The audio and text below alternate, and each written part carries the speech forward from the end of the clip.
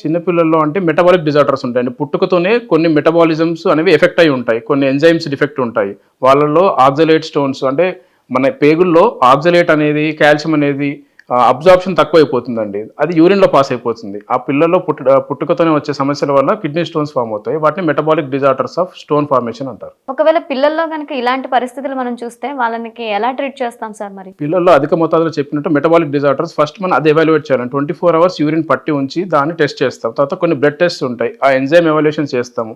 అది గనుక ఉంటే ఆ స్పెసిఫిక్ మెడిసిన్స్ ఇస్తాము. స్టోన్స్ గనుక పెద్దగా ఉంటే సర్జరీ చేయవలసి వస్తుంది. అంటే చిన్న పిల్లల్లో కూడా సర్జరీ అనేది అవసరం అంటారా సార్? డిపెండ్స్ అండి. స్టోన్ సైజు, లొకేషను, సింప్టమ్స్ బట్టి చిన్న పిల్లల్లో కూడా సర్జరీ అవసరం పడుతుందండి. ఇది చాలా రేర్‌గా జరుగుతుందా సార్? జనరల్‌గా చిన్న పిల్లల్లో సర్జరీ అనేది ఎక్కువగా పడుతుందా సార్? చిన్న పిల్లల్లో ఎక్కువ మటుకు మెడిసిన్స్తోనే ట్రీట్మెంట్ చేస్తామండి. మెటబాలిక్ డిజార్డర్స్ ఉంటాయి కాబట్టి స్టోన్స్ పెద్దగా ఉండి కిడ్నీని అబ్స్ట్రక్ట్ చేస్తున్నా, కిడ్నీ బాగా వాపు వచ్చినా, చీము పట్టినా అప్పుడు సర్జరీ చేసి తీస్తాం.